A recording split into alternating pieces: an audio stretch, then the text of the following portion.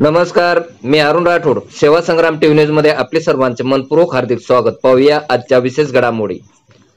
अवैध वाळू उपसा करणारा देवठाणचा टेम्पो तर मेहकरचा हायवा पकडला.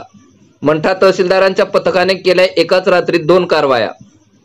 मंठा तालुक्यातील तळणी येथून जवळच असलेल्या देवठाणा येथील टेम्पो खोरवड मार्गे वझर भामटीकडे जाणारा हाफ बॉडी अंदाजे 2 ब्रास अवैध वाळू भरून चाललेला विना परवाना विना नंबरचा टेम्पो दिनांक 25 फेब्रुवारी रोजी रात्री 8:45 वाजेच्या सुमारास भरून चालला असता पथकाने पकडले. तर पूर्णा नदी पात्रातून अवैध वाळू उपसा करून लोणारकडे जाणारा हायवा क्रमांक MH 28BB 0777 यास वडगाव सरहद येथे मंठा लोणार रोडवर अंदाजे 5 ब्रास वाळू वाहतूक करणारा हायवा दिनांक 26 फेब्रुवारी रोजी रात्री 5च्या सुमारास मंठा तहसीलदार सोनारी जोंधले, मंडळ अधिकारी गणेश कुलकर्णी, अमोल उफाड, विठ्ठल उफाड, नितीन चिंचोले, श्रीहरी मुरकुट यांच्या पथकाने पकडला.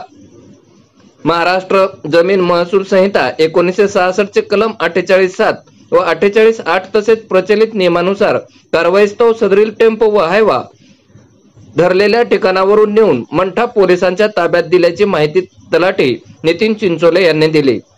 नव्याने रुजू झालेल्या मंठा तहसीलदार सोनाली जोंधळे यांनी रात्रंदिवस वाळू माफिया विरोधात पथकाची नेमणूक करून कारवाईवर कारवाई करण्याचा सपाटा लावला असल्याने वाळू माफियाचे धाबे दणाणले तर खबऱ्यांना चकमा बसत असल्याने खबरे सैरभर झालेले दिसून येत आहे. ब्युरो रिपोर्ट, सेवा संग्राम टीव्ही न्यूज, तळणी.